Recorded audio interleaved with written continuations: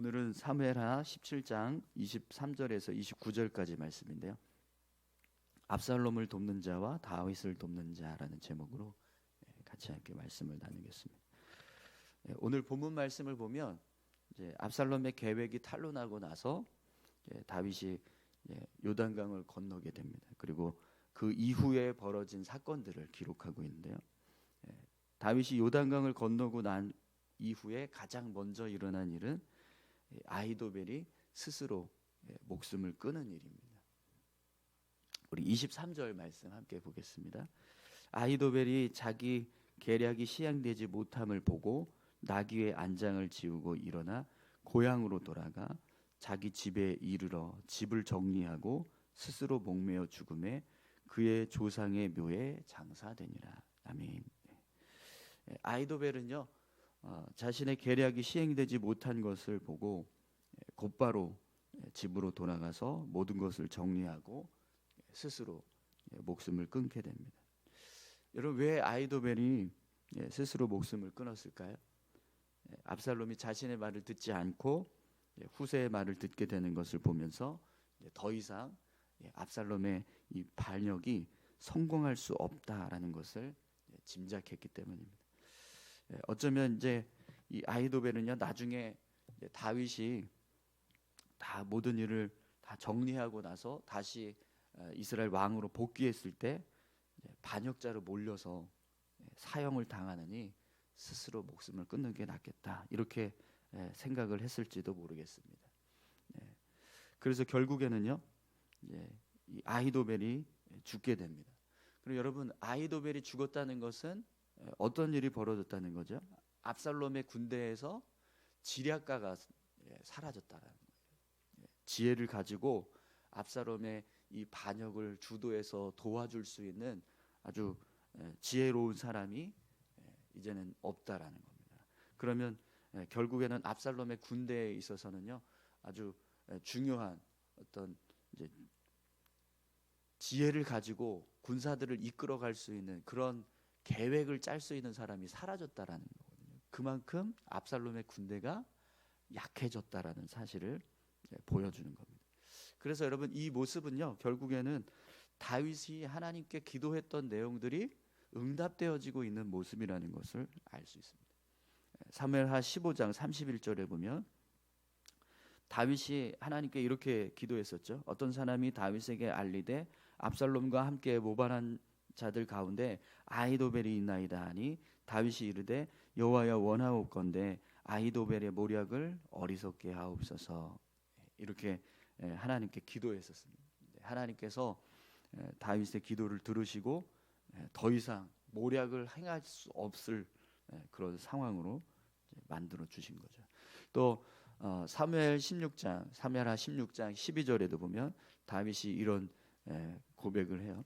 혹시 여호와께서 나의 원통함을 감찰하시리니 오늘 그 저주 때문에 여호와께서 선으로 내게 갚아주시리라. 하나님을 향해서 다윗이 계속해서 순간순간마다 기도하는 모습을 우리 말씀을 통해서 우리가 살펴봤습니다. 근데 그 고백들이 계속해서 응답되어져 가고 있는 거예요. 아히도벨의 죽음은요 결국에는 다윗에게는 예루살렘으로 복귀할 수 있는 유리한 상황이 된 거고, 또 압살롬의 군대에는 그 군대가 약해질 수밖에 없는 그런 상황이 된 겁니다. 하나님께서 다윗을 위해서 이렇게 계속해서 일하고 계신다라는 것을 우리가 성경을 통해서 보게 돼요. 여러분, 우리가 기도하는 것 하나님께서 들으실 줄 믿습니다. 우리가 아무리 정말 그냥 스쳐 지나가듯이 읊조리듯이 그렇게 기도를 하는 모습이라고 해도 하나님은요 그 기도에 응답해 주신다는 거죠. 오늘 다윗이 하나님께 순간순간마다 믿음으로 고백하고 하나님을 의지해서 고백했던 이런 믿음의 고백들, 결국에는 이것이요 다윗의 기도, 다윗이 하나님을 향해서 간구하는 그런 기도의 모습들인 거죠. 근데 그 기도의 모습들이 응답되어지는 그런 결과들, 모습들을 우리가 성경을 통해서 보게 돼요. 여러분, 항상 우리의 삶을 하나님께 맡겨드리고 또 기도하는 자 될 수 있기를 소망합니다. 이렇게 다윗이 하나님을 의지해서 결국에는 마하나임이라는 곳에 머무르게 됩니다. 그리고 압살롬은 다윗의 군대를 추격해서 요단강을 건너게 되는데요. 우리 24절에서 26절까지 말씀 보겠습니다. 이에 다윗은 마하나임에 이르고 압살롬은 모든 이스라엘 사람과 함께 요단을 건너니라. 압살롬이 아마사로 요압을 대신하여 군 지휘관으로 삼으니라. 아마사는 이스라엘 사람 이드라라 하는 자의 아들이라. 이드라가 나하스의 딸 아비가일과 동침하여 그를 낳았으며 아비갈은 요압의 어머니 수르야의 동생이더라. 이에 이스라엘 무리와 압살롬이 길르앗 땅에 진친이라. 아멘. 지금 다윗이 마하나임에 이르고 그리고 압살롬은 길르앗 땅에 진을 치는 이제 그 상황을 기록하고 있는데요. 여러분 이 모습은요. 이제 지금 다윗이 더 이상 압살롬의 추격에 그냥 막 무기력하게 도망만 다니고 있는 그 모습을 보여주는 것이 아니라 뭔가 하나님의 은혜 가운데서 다윗이 군대를 세우는 전열을 갖추는 그런 모습들을 이제 보여주고 있는 겁니다. 이 마하나임이라고 하는 지명은요 하나님의 군대라는 뜻을 가지고 있어요. 그러니까 지금 다윗이 하나님의 군대라고 하는 지명을 가지고 있는 마하나임에 들어갔다는 건 그런 어떤 의미가 될까요? 하나님께서 함께하고 계신다라는 걸 보여주는 겁니다. 창세기 32장 1절 2절에 보면 야곱이 부엘세바로 이 바단 아람에서 라반의 집에서 부엘세바인 고향으로 돌아가는데 그 돌아가는 과정에서 이 마하나임이라고 하는 장소에서 하나님의 군대를 만나는 모습이 기록되고 있습니다. 창세기 32장 1절 2절인데요. 야곱이 길을 가는데 하나님의 사자들이 그를 만났는지라. 야곱이 그들을 볼 때 이르기를 이는 하나님의 군대라 하고 그 땅 이름을 마하나임이라 하였더라. 야곱이 이제 삼촌 라반의 집에서 돌아가는데 그때 에서를 만나야 되잖아요. 그때 얼마나 두려웠을까요?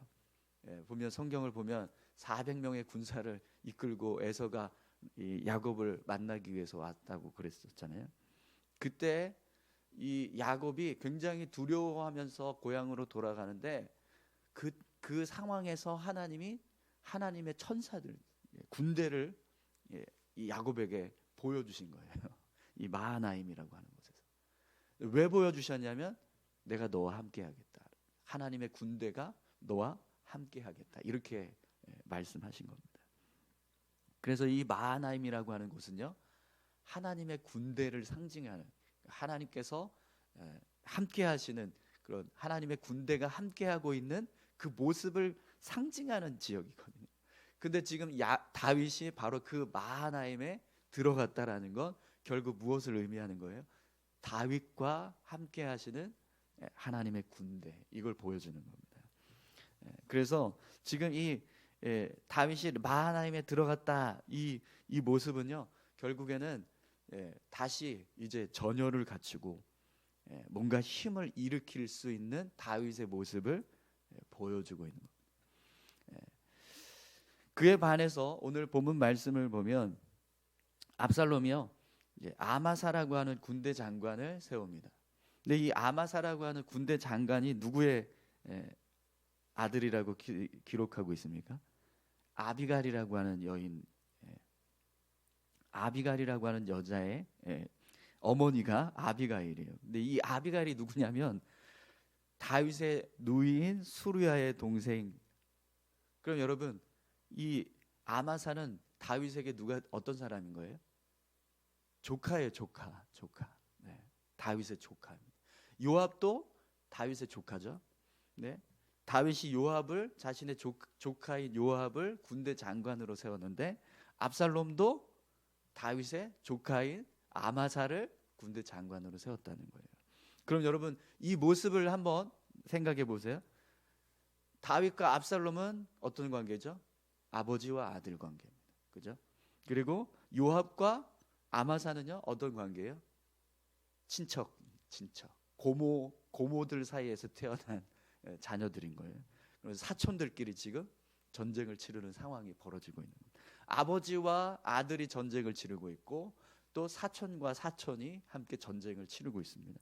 그럼 여러분, 이 전쟁에서 누가 승리하게 될까요? 이거 지금 집안 싸움이거든요. 하나님께서 이 이스라엘 백성들에게 금기시하고 있는 모습은요, 형제가 형제를, 자매가 자매를 해치지 말라, 이렇게 말씀하셨습니다. 또 자녀가 아버지를, 아버지가 자식을 해치는 일을 하지 말라, 이렇게 금하셨거든요. 그러면 여러분, 지금 이 집안 싸움에서 결국에는 승리하게 될 사람은 누굴까요? 누가 이 전쟁을 시작했죠? 자녀가 아버지를 해치려고 하는 전쟁을 시작했습니다.